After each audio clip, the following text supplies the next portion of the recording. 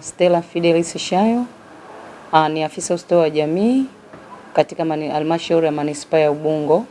Ninashughulika na kuratibu marekebisho ya tabia na haki za watoto wa kisheria, ikiwemo watoto wanaoishi na kufanya kazi mtaani.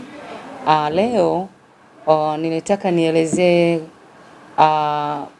eneo la watoto wanaoishi na kufanya kazi mtaani. Kwanza, hawa watoto ni watoto wa aina gani? Hawa watoto ni watoto ambao tayari ni kundi la watoto ambao wako katika mazingira hatarishi. Watoto hawa wanakuwa tayari wameshakosa malezi na wengine wako karibia kukosa malezi kabisa. Katika manispaa ya Ubungo tunao makundi mawili hawa watoto. Tuna kundi la kwanza, ni kundi la watoto wanaoishi mtaani na kulala mtaani na kufanya kazi mtaani. Kundi la pili tulilonalo ni kundi la watoto ambao wanafanya kazi mtaani, lakini unakuwa wana familia zao, wanaenda kulala kwenye familia. Na katika kundi hilo kuna wengine unakuta hawana familia lakini hawalali mtaani. Unakuta kuna watu ambao unakuta wanawahifadhi katika nyumba, wanalala kwenye hizo nyumba. Kwa hiyo moja kwa moja tuna makundi hayo mawili hao watoto ambao katika makundi hayo, hao wenye wazazi unakuta wanaenda kuomba bajioni, wanarudi majumbani mwao kwenda kulala. Na wakati mwingine wazazi wanawatuma waje kuomba, au kutokana na ugumu wa maisha unakuta watoto wanalazimika kutoka na kwenda kuomba mtaani. Lakini kundi ambalo liko kwenye mazingira ambao ni hayo ambao ni hatarishi ndio hilo ambalo wanalala na mtaani kabisa, wanaomba, wanaishi maisha yao yanakuwa ni ya mtaani. Na katika manispaa yetu ya Ubungo tunawapata watoto hao, tunawapata katika maeneo ya daraja la juu la Kijazi. Tukienda pale tutakuta watoto wapo, wengine wamelala kule kwenye ndani ya daraja pembezoni mwa barabara, na wengine wapo maeneo ya Superstar uko unaelekea ni Sinza, utawakuta wako pale kwenye mataa wanaomba pale na wanalala sengine pembezoni mwa barabara, au nje kidogo ya pale kuna sehemu, kuna kama mto hivi, kuna mahali wako wanalala pale. Pia maeneo ya Mbezi Magufuli stendi tunao watoto, na wenyewe pale wako nje ya stendi na ndani ya stendi wapo watoto kama hao. Na pia tuna maeneo ya Msigani karibu na kanisa la Roma kule wapo watoto kama hao tunao. Tukienda Mabibo, soko la Mabibo pia tunao kule ndani sokoni, wanaotumikishwa kule, wanakuta wanauza mifuko. Wengine wanafanya biashara, wengine wanabeba mizigo kule ndani.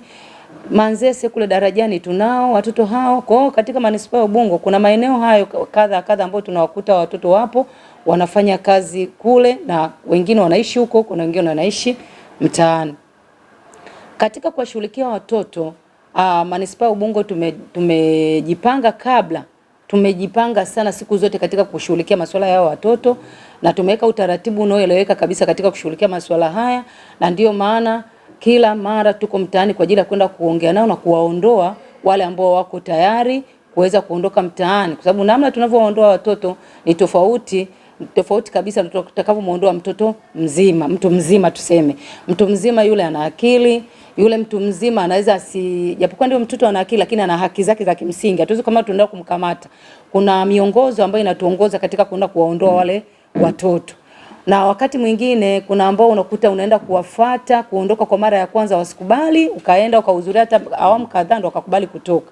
Na watoto hao wana tabia moja, unaweza ukamuondoa hata leo kama hajawa tayari kuondoka, anarudi kule. Utamuondoa, utampa hifadhi lakini atarudi kule. Kwa hiyo tuna utaratibu wa kwenda kule kuongea nao na kuwaondoa hawa watoto.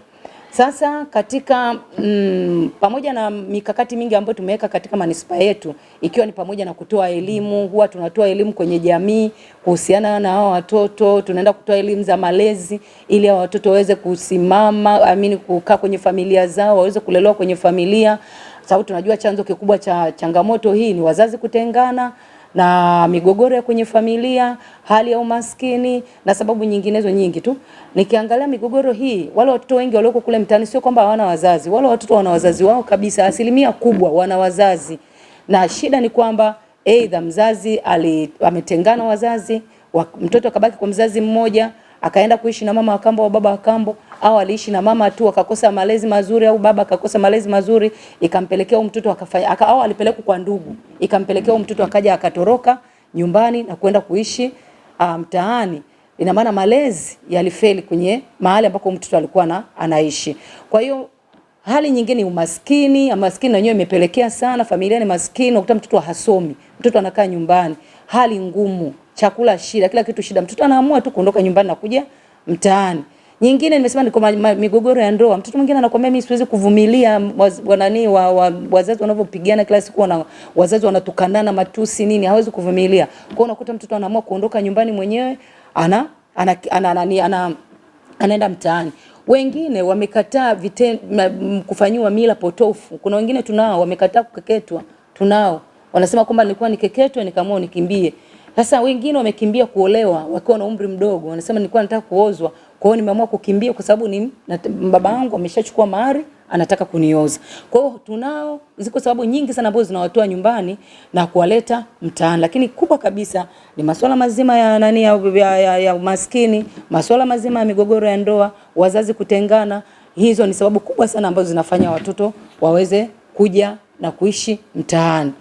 Sasa katika manispaa Ubungo tumeshafanya taratibu nyingi sana kwa ajili ya kuwaondoa. Tumesema ndio hiyo, kutoa elimu, tumeenda kuwafuata wale watoto kuwaondoa, strengthen mifumo, sababu tunashirikiana mpaka na polisi dawati kwa namna ya kusaidiana katika zoezi kwenda kuwatoa katika njia ambayo ni rafiki.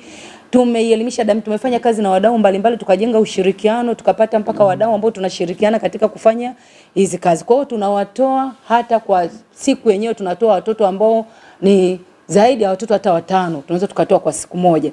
Inategemea. Yaani tunatoa 5 kuendelea. Yaani ukuta tumetoa pungufu ya hapo ni mara chache sana. Kwa hiyo ni kwamba kila siku wanaingia. Na haswa ongezeko la kuingia, japokuwa tunawatoa watoto bado wanaongezeka, ni kutokana na kwamba Ubungo imekuja kukua sana kutokana na hii stand. Hii stand ile ambayo tumeiwekewa hapo imekuwa ndio chachu ya kufanya waweze kuja na wanapitia hiyo stand.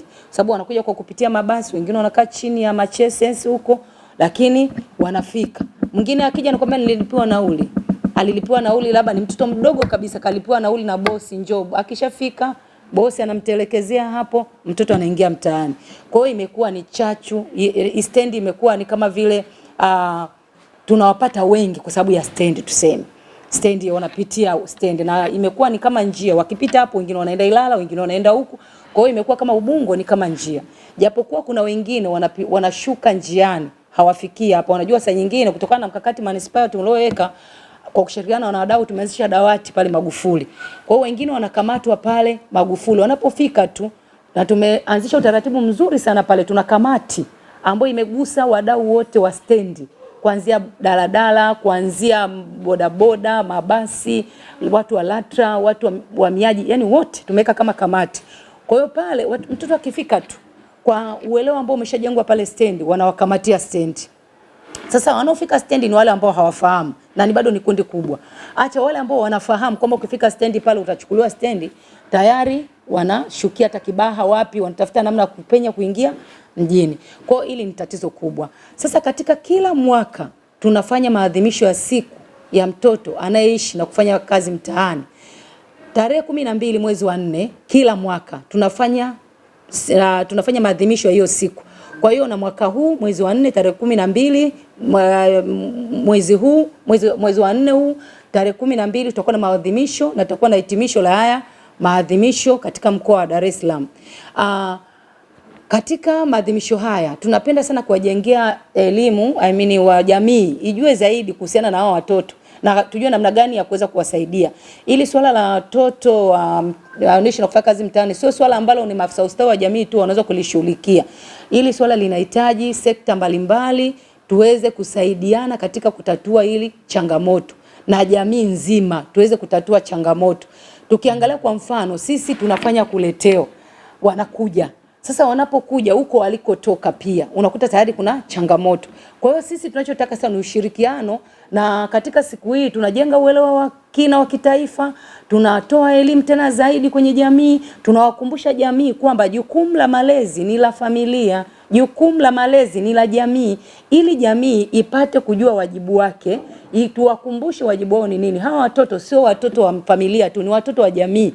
Kwa hiyo jamii ijitahidi katika na wenyewe kutoa malezi yaliyo bora katika kuhakikisha watoto wanakuwa salama na waji mtaani, na familia na wenyewe ihakikishe ijue kabisa kwamba wao ndio nani ya kwanza kabisa, tuseme wenyewe ndio msingi wa kwanza wa malezi kwenye familia, ndio kwenye msingi wa malezi wa kwanza kabisa. Kwa hiyo wajue kabisa wao wana nafasi ya kumtengeneza mtoto wa mtaani au mtoto atakayetulia nyumbani. Kwa hiyo tunatoa katika kipindi hichi chote, tutaanza kampeni, tumeanza kampeni kuanzia leo tarehe 1 na kuendelea mpaka tarehe 12 tutahitimisha. Na kuhitimisha huku sio kama tumehitimisha kwamba ndio tumehitimisha kwa kuendelea kushughulikia tatizo hili, hapana, tunaendelea. Lakini tumeweka hizi siku kwa ajili ya kuwakumbusha jamii, kukaa karibu na jamii, kupiga kelele kwenye jamii, kujua kwamba tatizo hili linaongezeka siku hadi siku, kwa sababu jamii kuna mahali tumefeli. Tusimame kila mmoja kwenye nafasi yake ili tuweze kutatua hili tatizo. Hatuwezi tukatatua hili tatizo kwa kutumia tu labda idara moja tu ya afya na ustawi wa jamii, lishe na ustawi wa jamii. Hapana, ni watu wote tutakuwa tuhakikishe kwamba tunashughulikia, iwe ni mwalimu, kwa sababu moja kwa moja hawa watoto ndio wanakoacha shule. Watoto wanakatizwa masomo, unakuta wengi wanaokuwa mtaani, unakuta kwa mimi nilikuwa darasa la 5 nikaacha, nilikuwa darasa la 2 nikaacha. Kwa hiyo ni kwamba walikuwa katika mfumo wa kishule. Tukianza wenyewe wote kila mmoja tukachukulia serious ile jambo, kuanzia mwalimu akachukulia serious, hata kama kule mkoani kwamba huyu mtoto ametoroka shule, mimi mwalimu nimefuatilia vipi kuhakikisha huyu mtoto amerudi shule? Nimewafuatilia vipi wazazi wamemfuatilia mtoto wao yuko wapi? Kwa hiyo kuanzia kila mmoja akachukua wajibu wake. Dawati polisi wakachukua wajibu wake. Hao polisi barabarani wakachukua wajibu wao katika kuwafuatilia kwenye mabasi wasisafirishi huko kwenye mabasi. Wakakagua mabasi vizuri. Kwa hiyo naamini kabisa kwamba ili tatizo tunaenda kulipunguza sana au kuliondoa kabisa. Kwa sisi tuangalie nafasi yetu. Na nafasi yetu kama jamii kwa namna ya kuweza kudhibiti hili tatizo. Hawa watoto tunawapoteza ndio taifa la kesho, wangekuwa marais, wangekuwa mawaziri, wangekuwa walimu wa baadaye, na ndio hawa ambao wako mtaani. Lakini tujue pia watoto wanapokuwa wameingia kule mtaani, unakutana na watu mbalimbali. Kulala mtaani, unakutana na watu mbalimbali, unatengeneza tabia mbalimbali. Na hawa watoto tukumbuke kwamba tunapoendelea kuacha sana kukaa mtaani inakuwa ni ngumu kutoka, kwa sababu wanajiingiza kwenye tabia hatarishi. Na hili ni tatizo kubwa ambalo limetukumba hata katika manispaa Ubungo. Watoto wao wameingia katika tabia hatarishi, imekuwa ni ngumu kuwarudisha. Leo hii kila wiki nasema tunaenda kuwatoa watoto hawa. Kuna taratibu za kuwatoa kila siku za Magufuli, na kuna taratibu ambazo kila wiki tunaenda mtaani kuzunguka. Lakini kila wiki tunawatoa, lakini bado inakuwa saa nyingine wala watoto tunawatoa inakuwa ni ngumu kukaa sehemu tunazowahifadhi. Na wale tunaofanikiwa ni wale ambao unakuta hawajakaa sana mtaani. Wale ambao wameshakaa sana mtaani inakuwa ni ngumu, kwa sababu wameshajiingiza kwenye tabia hatarishi. Mtoto ameshaanza kuvuta bangi, mtoto ameshaanza kutumia sigara, mtoto ameshaanza kunywa pombe. Huyu mtoto ambaye ameshaanza kuvuta bangi, ninamtoa nampeleka sehemu salama ambao ni kwenye makao au kwa mtu wa kuaminika. Akishafika kule kwenye makao, ni sehemu ambao amefungiwa kule ndani. Ni ngumu huyu mtoto kuweza kusema kwamba atavumilia. Tayari wengine wameshakuwa na alosto. Kwa hiyo unakuta hawezi kuvumilia kule ndani, atafanya kila linalowezekana hawezi kuondoka. Ukuta wanaruka mpaka ukuta ili waweze kuondoka, kwa sababu getini wao watakutana na mlinzi. Kwa hiyo wanaruka ukuta aende kule mtaani. Hapendi yale maisha, lakini tayari ameshaathirika na hayo madawa kulevya kama bangi, gundi wanazovuta, pombe na matumizi ya sigara. Ameshaathirika. Sasa tunatakiwa sisi, cha msingi hapa sana tunachotaka kufanya sisi kama jamii ni kuzuia watoto wasiingie, kwa sababu wakishaingia ni changamoto, au kuchukua hatua haraka sana tunapoona kwamba mtoto ameshaanza ile mabadiliko ya kitabia, kwa sababu wanaofuata makundi ni wachache. Wengi sana unakuta kuna sababu ambazo zimewatoa nyumbani. Kwa hiyo tuhakikishe kabisa tunaweka mazingira salama nyumbani ili hao watoto wasitoke huko nyumbani. Sasa cha msingi ni sisi wenyewe wa jamii tujue kwamba huyu mtoto leo unayemuona unampuuzia kwenye malezi, unampuuzia, unasema mtoto huyu ana baba yake na mama yake, ndio huyu mtoto ambaye atakuja kuvunjia nyumba kesho akitakapokuwa kijana au akiwa mkubwa. Kwa sababu hawa watoto kule mtaani wanajifunza tabia hatarishi, ikiwemo wizi. Sasa hizo tabia wanazojifunza ndio hizo ambazo zitakuja saa nyingine kuathiri jamii nzima. Sisi tumekosea jamii, wazazi wamekosea, kutokulea, matokeo yake madhara yanatuangukia sisi, tena jamii, mtoto anakuwa ni mzigo kwetu.